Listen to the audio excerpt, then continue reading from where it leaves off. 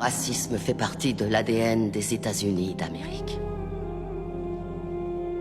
Et tant que nous fermerons les yeux sur la douleur de ceux qui souffrent de son oppression, nous ne pourrons jamais échapper à ses origines.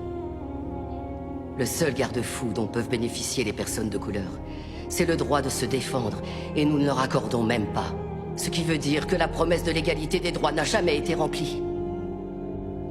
En raison de l'échec de notre système judiciaire et de notre défense publique en particulier, l'époque de la ségrégation n'est toujours pas derrière nous. L'époque où les lois ont rendu illégal que les Noirs et les Blancs soient enterrés dans le même cimetière. Où on catégorisait les gens en carterons ou en octavons. Où on punissait un Noir parce qu'il avait demandé des soins médicaux dans un hôpital pour Blancs. Certains prétendent que l'esclavage est révolu. Mais allez dire ça aux prisonniers qui sont parqués dans des cages et à qui on dit qu'ils n'ont pas le moindre droit.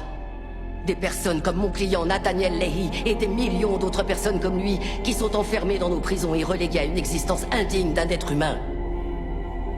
Il n'y a aucune alternative à la justice dans cette affaire. Il n'y a pas d'autre option.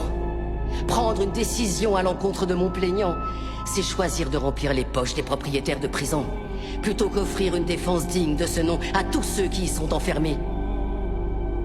Est-ce que c'est l'Amérique dans laquelle veut vraiment vivre cette cour? Un pays où l'argent a plus d'importance que l'humanité? Où la criminalité est confondue avec les troubles mentaux?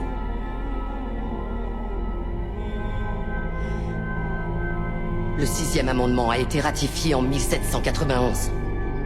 C'était maintenant il y a 226 ans. Je pense qu'il est donc temps de réellement garantir ces droits à tous nos citoyens.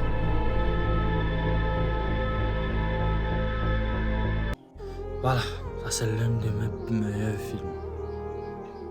Meilleur film d'avocat que j'ai pu voir de toute ma vie. Mais je vous conseille d'aller regarder. C'est très important, le film. Ça éduque, ça t'informe, ça te rassure. Masterclass.